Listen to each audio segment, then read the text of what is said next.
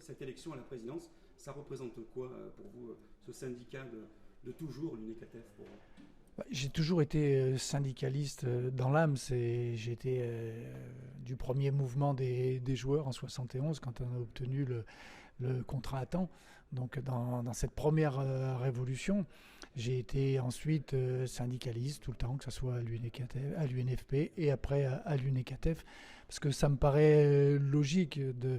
On fait partie d'une corporation qui est une corporation, surtout les entraîneurs, individualiste, parce que chacun travaille dans son coin. Et il faut des gens pour fédérer un petit peu, pour protéger toute la corporation, en sachant très bien que c'est découpé. J'ai toujours fait partie, j'ai toujours eu des convictions pour essayer de défendre les autres, de me dire les entraîneurs ont une vraie place dans ce métier-là et il faut qu'on la reconnaisse en permanence. Donc je me suis toujours battu, investi, voilà. Être président, c'est donc une logique pour vous dans votre parcours de syndicaliste?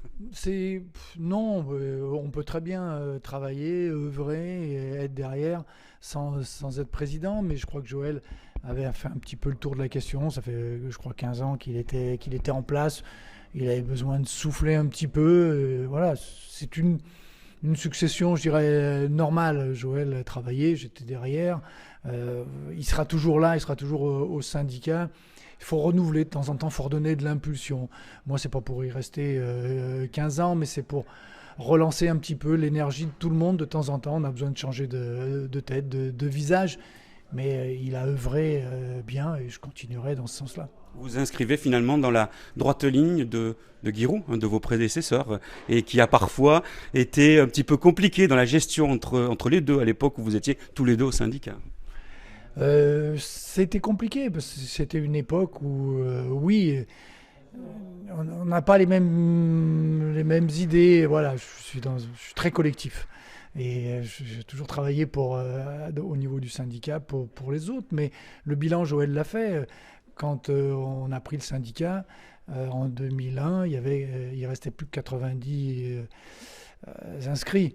On est passé à 750, on a élargi à tout le monde avec des opérations à droite, à gauche. C'est plus ce que faisait Giroud peut-être mieux que nous, c'était toute la médiatisation et tout l'impact qu'il avait avec les instances. Mais on travaille aussi maintenant pour récupérer un petit peu tout ça. Essayer de redonner la place que mérite l'entraîneur. On a entendu M. Quillot tout à l'heure qui en parlait. Notre rôle pour le spectacle, c'est nous. Notre rôle pour le social, c'est nous. Finalement, on veut dire peut-être aux financiers aussi, c'est nous. Puis les spectateurs aussi, c'est nous.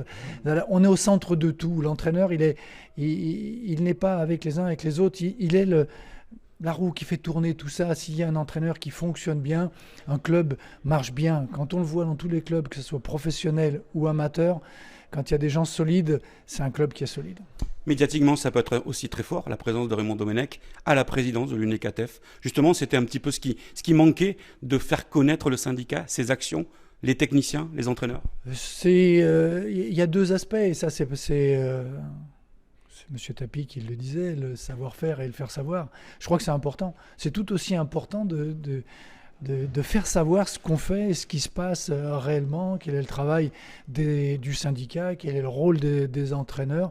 Oui, il faut des voix qui portent, mais j'espère que je ne serai pas le seul. Et le premier travail auquel je vais m'atteler, c'est de me dire les entraîneurs de L1 doivent tous être syndiqués.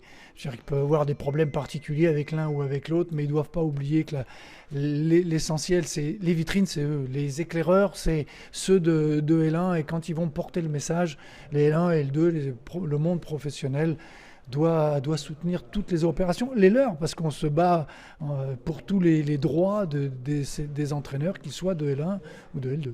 Ma dernière question, Didier Quillot, qui était présent, ce qui est quand même assez rare que la Ligue soit présente à une assemblée générale de l'UNECATEF, parler du jeu, parler des buts. Ce qui est intéressant pour le public, pour les spectateurs, ce sont les buts. Comment vous allez faire, les entraîneurs? Bon, on va enlever les gardiens de but. Je veux dire, c'est simple, je crois. Si on peut s'imaginer, et je voudrais lutter contre cette idée que ce sont les entraîneurs qui empêchent qu'il y ait du beau jeu. Les entraîneurs, ils jouent comme ils peuvent, avec les joueurs qu'ils ont. Si on a une attaque avec Fekir, Lacazette, Ghezal, c'est mieux que Dupont, Durand et machin. C'est aussi lié, on ne peut pas faire n'importe quoi. Mais il faut voir aussi la responsabilité. Les entraîneurs veulent tous faire du jeu. Ils veulent tous faire marquer les buts. Mais Philippe Insberger, qui essaye de jouer, il en a pris 7 contre Monaco. J'espère que son président ne va pas dire qu'il est responsable et qu'il n'a pas fait du spectacle. Il a fait du spectacle. Mais il y a des moments, il y a les valeurs des équipes qui font la différence. Et on ne peut pas demander à un entraîneur qui est en difficulté, qui est sur la sellette, de dire on va attaquer, on part à l'abordage et puis on va en prendre 4 ou 5.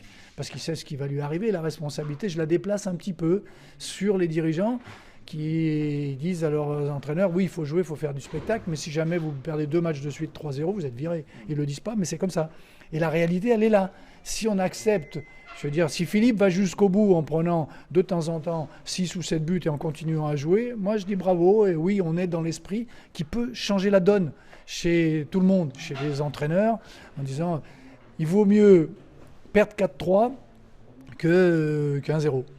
Voilà, et on va jouer, on va essayer, on va tenter. Puis de temps en temps, on va prendre des roustes, on va en prendre 3 ou 4 sans marquer, c'est bien. Mais il faut changer l'état d'esprit, mais surtout cette responsabilité des dirigeants qui vont pas, et on l'a vu, qui vont pas virer un entraîneur en mettant faute grave parce qu'il a perdu un match. C'est arrivé, on a des rapports d'avocats avec ça. Donc non, on ne peut pas. Il faut être clair pour tout le monde. Les entraîneurs, on a envie que notre équipe joue bien. On a envie qu'elle marque des buts. Tous les entraîneurs au monde ont envie de ça. Après, il y a la responsabilité qu'on nous fait endosser quand ça ne marche pas. Merci Raymond.